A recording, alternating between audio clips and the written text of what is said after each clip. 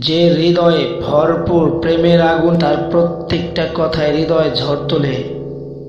নতুন কিছু তৈরি করো, নতুন কিছু বলো, তাহলে পৃথিবীটাও হবে নতুন। এত দূর তোমাকে নিয়ে এসেছেন যিনি, আরও সামনে নিয়ে যাবেন তিনি।